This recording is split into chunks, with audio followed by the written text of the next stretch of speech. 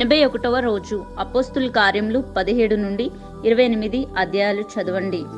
ఒక్కొక్క ప్రార్థన 21 సార్లు చేయండి.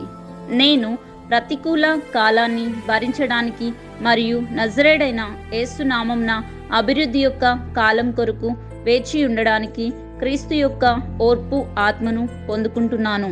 ఆమెన్. ఏ సానుకూల ఉద్దేశమైనా నేను కొనసాగిస్తాను, ఎందుకంటే దేవుని ఆత్మ సరైన దిశలో నా దశలను నజరేడైన యేసు నామమున నిర్దేశించునుగాక. ఆమెన్. నేను నా వ్యాపారం నుండి గొడ్డుతనం యొక్క ఆత్మను నజరేడైన యేసు నామమున గద్దిస్తున్నాను. నా వ్యాపారం ఫలవంతంగా మరియు లాభదాయకంగా ఉండునుగాక. ఆమెన్. నా వ్యాపారంలో నుండి సామర్థ్యం లేని ఆత్మ మరియు క్షీణింపచేయు ఆత్మ నజరేడైన యేసు నామమున తొలగింపబడి నా వ్యాపారం ఫలించి అభివృద్ధి చెందునుగాక. ఆమెన్. నా వ్యాపారానికి పరిశుద్ధ ఆత్మ విజయవంతమైన నిర్వహణ అధికారిగా నజరేడైన యేసు నామమున ఉండునుగాక. ఆమెన్.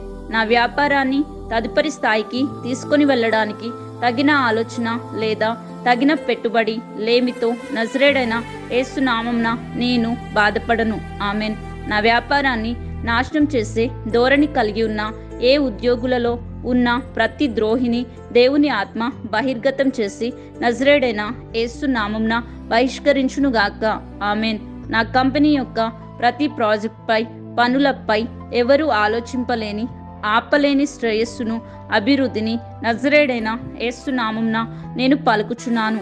ఆమెన్. నా వ్యాపారమునకు చెందిన అన్ని అప్పులు అద్భుతంగా పూర్తిగా తీరిపోవాలని నజరేడైన యేసు నామమున ఆజ్ఞాపిస్తున్నాను.